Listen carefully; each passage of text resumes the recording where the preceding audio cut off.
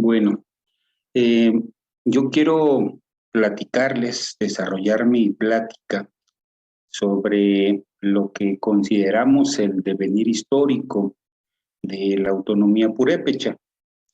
Bueno, pues primero comentar que en la imagen se encuentra una representación del Petámuti, este sacerdote mayor, procurador de justicia, historiador del pueblo purépecha, quien le está dando ahí a los purépechas la historia de, de su pueblo. Esto lo hacía constantemente, año tras año, durante la llamada la fiesta de las flechas. Y del lado derecho una representación de los linajes o acúsechas. Empiezan con Iriticateme. Esto lo utilicé para ilustrar la plática del día de hoy. Se encuentran en el libro de La Relación de Michoacán, que se le atribuye a Jerónimo de Alcalá, pero que dicho sea de paso, pues eso es del pueblo purépecha, porque los informantes pues eran purépechas. Bueno, yo quiero desarrollar la idea de que la autonomía pues es una reivindicación histórica del pueblo purépecha. Y por supuesto esto viene desde tiempos prehispánicos. En la ilustración se puede observar una parte del mural de Juan O'Gorman en Pátzcuaro, y ahí se ilustra muy bien, se sintetiza esta organización política, social, económica que tenía el pueblo purépecha, o parte de lo que tenía el pueblo purépecha. Del lado derecho está un mapa de Ricardo Carvajal que ilustra la conquista del pueblo purépecha, primero en espiral y luego hacia los 4 puntos cardinales, y que por supuesto ahí se muestra cómo el señorío purépecha pues tenía un gran alcance territorial, más de 75,000 kilómetros cuadrados. Para que se den una idea, actualmente Michoacán tiene un poco más de 58,000. Es decir, le abarcaba más de lo que actualmente es Michoacán, y tenía o llegaba a estados como Jalisco, Guerrero, Guanajuato, Colima y el Estado de México. Entonces el señorío purépecha era un estado, y como estado pues tenía una sólida organización política, económica, social y militar. En lo político pues consolidaron un gran señorío con una gran extensión territorial. En lo económico principalmente había un sistema tributario. En este libro de La Relación de Michoacán se observan por lo menos 28 grupos ocupacionales, campesinos, pescadores, eh, artesanos, trabajadores especializados. Y en lo social pues tenían un idioma único, este idioma que sirvió para articular toda la cultura purépecha y que sigue actualmente existiendo. Y la clase gobernante pues era la clase huacúsecha, que es la que vimos en la anterior lámina. Bueno, en lo militar pues también tuvieron un gran ejército que rivalizó incluso con la Triple Alianza de Tenochtitlan, Texcoco y Tacuba. Eh, Tenían también un sólido sistema de espías que siempre le permitía adelantarse a muchos de los movimientos de los contrincantes, o a utilizar lo que ahora se llama guerra psicológica. Bueno, en síntesis se puede decir que tenían un territorio ancestral, que tienen una historia común, un idioma particular, una organización comunal que se deriva de estos 28 grupos ocupacionales, y un sistema de categorías filosóficas o un conocimiento propio. Posteriormente, lo que se denominó o denominaron los conquistadores, los españoles, los peninsulares, fue la República de Indios. En esta República de Indios también existía una especie de semiautonomía. Primero del lado izquierdo hay un mapa de Beaumont del lago de Pátzcuaro. Ahí hay varias, aparece por ejemplo la isla de Jarácuaro, todas las islas, la población de Huecorio. Y del lado derecho un mapa de Felipe Castro que ilustra en qué consistía la República de Indios, el territorio que tenía la República de Indios en el siglo XVI. Y pues bien, esta república o esta llamada República de Indios, pues también tenía su propia organización política, su propio sistema tributario, su propia seguridad incluso. Aquí es el primer antecedente del reconocimiento legal de las rondas comunales, de lo que ahora son las rondas comunales, en ese entonces rondas de noche o sus sistemas de seguridad propio para el resguardo de la comunidad. Había cerca o llegó a haber 60 repúblicas de indios en Michoacán, una magnitud de estas organizaciones importante. Para las fuentes o para quienes interese más sobre este tema pueden consultar estos libros de historia de Michoacán coordinados por Florescano. Ahí viene una síntesis que habla sobre de ello. Y bueno, entonces lo que quiero ilustrar o lo que quiero platicar es de que hay una continuidad histórica de la autonomía o de las propias organizaciones, incluso bajo la propia conquista. Y bueno,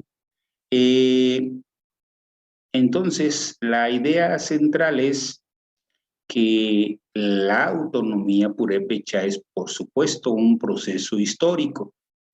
Primero ya vimos en tiempos prehispánicos cómo era la Erechecua, cómo continuó con la República de Indios y cómo continúa en tiempos contemporáneos en la autonomía purépecha. La pintura que ilustra es una representación de la bandera purépecha de José Luis Soto.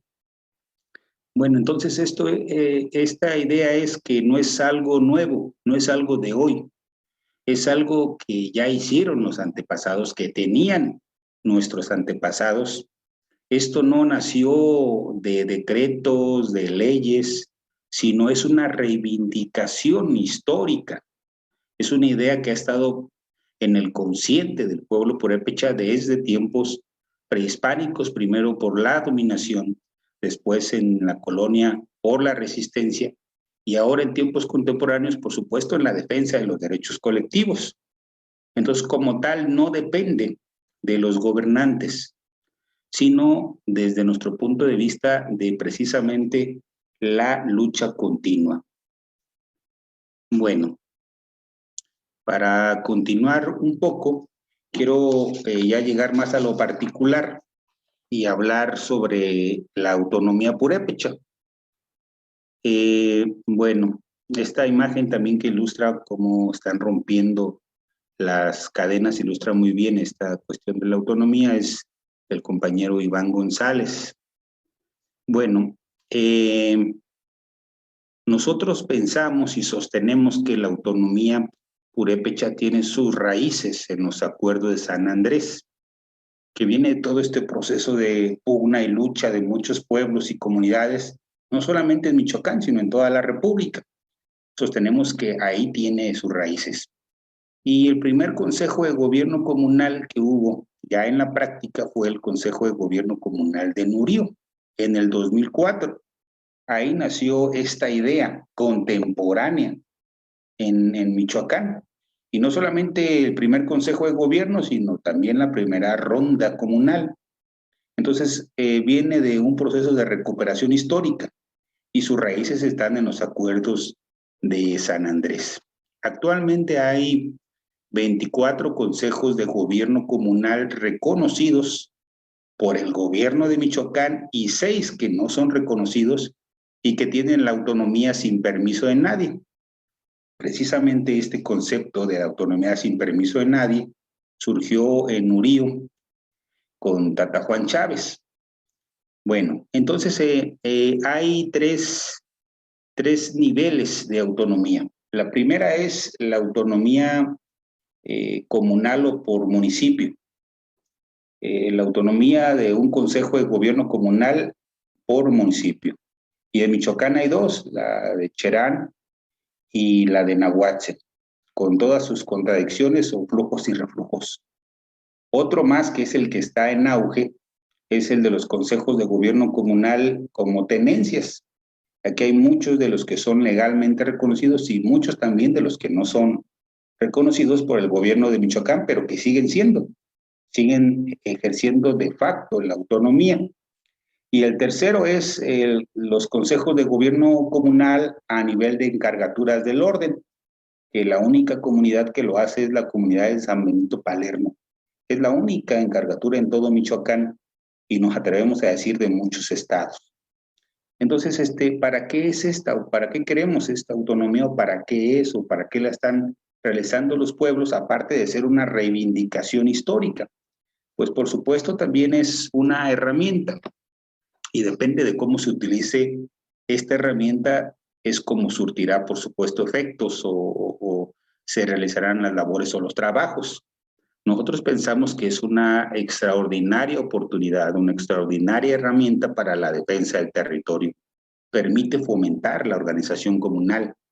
Pensamos que también permite continuar con el trabajo comunal, con la ayuda mutua, con el tequio, con los trabajos comunales para hacer obra pública. También que sirve, por supuesto, para la defensa de los recursos naturales, de la defensa de los bosques, para instaurar el poder comunal. El poder comunal es la toma de decisiones a través de las asambleas generales. Esa es la síntesis, o eso es lo que se puede decir la idea central. Y, por supuesto, continuar con la lucha de nuestros antepasados, de los abuelos en el camino, de nuestros tíos, de nuestros hermanos, de quienes lucharon antes que nosotros. Y también es una herramienta que permite tener una propia organización sin el sistema de los partidos políticos. Bueno, me voy a ir un poquito más rápido para alcanzar a tener los tiempos. Entonces ya vimos que es en 3 niveles, pero también es en 3 tiempos. La autonomía no debe ser exclusivamente municipal, sino también estatal y también federal, es decir, en corto, en mediano y en largo plazo. Hay que decirlo claro, compañeros, la autonomía no empezó con nosotros y no va a terminar con nosotros. Vimos, observamos, sabemos que es un proceso histórico. Y la segunda propuesta de esta autonomía es crear autonomías regionales. Estamos en el nivel de autonomías locales o municipales. Eventualmente se tiene que dar el paso de combatir también para la autonomía estatal. Y voy a dar un ejemplo. Con independencia del partido en el poder, ustedes revisen los últimos 10, 12 años, 15 años, el presupuesto de egresos de la Comisión Estatal para la Atención de los Pueblos Indígenas, la Comisión Estatal para el Desarrollo de los Pueblos Indígenas. Antes se llamaba Secretaría de los Pueblos Indígenas, antes Coordinación de Pueblos Indígenas, y revisen, y en toda la historia, con independencia del gobierno que utilice o que esté en el poder, han solamente en el presupuesto han designado el 0.5% del total del presupuesto estatal. En otras palabras, en toda la historia nunca han asignado ni siquiera el 1% del presupuesto para la atención de los pueblos indígenas. Y esto no debe ser así. Si uno revisa las estadísticas oficiales con el criterio de habla de la lengua indígena, hay un poco más de 150,000 habitantes que hablan un idioma originario, y esto corresponde al 3.16% del total de la población. Es decir, conforme al número de habitantes, le corresponde a los pueblos indígenas más de 2.389 millones. Y actualmente la Comisión Estatal recibe miserablemente 17 millones. Y estos 17 millones se van en gasto corriente. Pago de salarios, pago de rentas, de insumos, de gasolinas. 17 millones para atender a 500 comunidades cuando les corresponden más de 2.300 millones. Por eso el segundo paso es la autonomía regional, por regiones.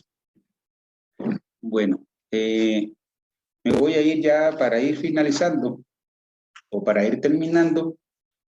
Entonces, también este es el marco histórico y ya vemos de manera particular cómo, ya aterrizando en el tema concreto, en los últimos meses la Suprema Corte de Justicia de la Nación lo que está haciendo es detener el camino de los pueblos originarios que están pugnando por la autodeterminación y el autogobierno. Esto es lo que está realizando la Suprema Corte de Justicia. Está coartando el derecho a la autonomía municipal y está alegando que para ello no hubo consulta. Pero precisamente en las 4 controversias constitucionales que se han presentado, la de Tangamandapio, la de Nahuatzin, la de Longarícuaro y la de Zitácuaro, ninguno de los presidentes a través de los síndicos argumentó que no se había consultado. Argumentó que se estaban violando sus derechos como municipio, pero no argumentó. En otras palabras, ni los ayuntamientos ni las comunidades dijeron a la Suprema Corte que no había habido consulta. Es decir, como que lo trató de oficio la Suprema Corte de Justicia de la Nación. Esa es la lógica de estas resoluciones que va a haber, que está habiendo. Bueno, nosotros sostenemos que no puede haber el reconocimiento de un derecho en perjuicio de otro, como ahora lo están haciendo. Están diciendo, quieren reconocer el derecho de consulta, pero están perjudicando el derecho de autogobierno de las comunidades, de organizarnos bajo nuestros usos y costumbres. Entonces, es ahí donde tratan de, con argumentos legaloides, con argumentos jurídicos, detener los procesos de autonomía o desacelerar los procesos de autogobierno. Esa es en concreto la idea central que tiene la Suprema Corte de Justicia de la Nación. En días pasados, una comisión de poco más de 1,000 habitantes de pueblos originarios fueron a la Suprema Corte de Justicia de la Nación en la Jornada Nacional en Defensa de la Autonomía para decirle esto a los ministros, que no estamos de acuerdo con su interpretación, porque al final de cuentas es una interpretación de las leyes, y que vamos a seguir tácticas jurídicas, sociales y políticas para defender los derechos de los pueblos originarios. Bueno, continúo. Entonces, en este marco, lo que está pasando en la Suprema Corte y ante la pugna de los movimientos sociales, lo que están haciendo es ya sacar las resoluciones. La resolución de la Suprema Corte y lo que le llaman el dictamen de Grosse ya lo están contemplando o lo están socializando. Y para dejarlo un poquito más claro, porque luego hay muchas interpretaciones, ya lo definió la Suprema Corte o lo está defendiendo y voy a decir nada más 2 puntos. El primero es que dice que no tendrá efectos retroactivos. Es decir, todas las comunidades, estas 24 reconocidas y estas que ya lograron su autogobierno, no pierden este derecho que ya tienen legalmente, socialmente, jurídicamente y políticamente ganado. Y el otro es que solamente tendrá efectos de competencia en los municipios que impugnaron o que presentaron controversia. En este caso, en Tangamandapio. Entonces, en síntesis, compañeros, el problema es para las comunidades de estos municipios que quieran acceder a la autonomía, hasta que no haya la consulta que debe hacer el Congreso del Estado, que dicho sea de paso, únicamente lo quiere hacer a los consejos de gobierno comunal, lo cual nosotros decimos que no, que tiene que ser a todas las comunidades indígenas, o por lo menos a todas las comunidades originarias que así lo quieran. Bueno, termino, compañeros, comentando que como conclusiones, nosotros pensamos que en este proceso histórico, en todo este devenir histórico de la autonomía purépecha, lo que queda es precisamente hacer lo que han hecho los antepasados, que es seguir resistiendo y luchando. La resistencia y la lucha permanente. Seguir pugnando porque la toma de decisiones importantes sea a través de las asambleas generales. Conformar nuestras propias organizaciones de lucha. Y ha habido muchas en toda la historia. En tiempos prehispánicos, pues era vital para organizarse a través de barrios para la conquista o defensa del territorio. Ahí salían los capitanes generales, ahí salían las arengas para defender, pero también hubo, por ejemplo, la Liga de Comunidades y Sindicatos Agraristas de Michoacán, con Primo Tapia, las ligas femeniles, que hubo más de 70 en Michoacán y que fue uno de los procesos de organización más grandes de las mujeres en Michoacán, las cooperativas también que tenían, la unión como la Unión de Comuneros Emiliano Zapata, donde surgió lo de la defensa legal de las tierras comunales y los derechos. Esto no es algo de este siglo, viene desde el siglo pasado. Y por supuesto, los consejos comunales. Ha habido muchos consejos. Había consejos desde tiempos prehispánicos para elegir al cazón Cigualidecha.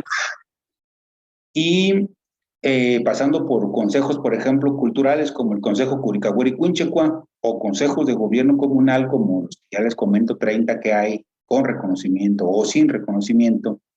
La revocación de mandato, que es también algo que se practica mucho en las comunidades, y el continuar con estrategias y tácticas comunales. Por supuesto, las tácticas en el ámbito jurídico, en políticos, en sociales, utilizar la historia, el arte, el idioma como un arma, y bueno, entender que los pueblos originarios son sujetos históricos, son capaces de realizar su propia historia, son sujetos jurídicos que tienen, por supuesto, ya lo dijeron los compañeros, derechos internacionales y constitucionales, pero también sujetos de conocimiento.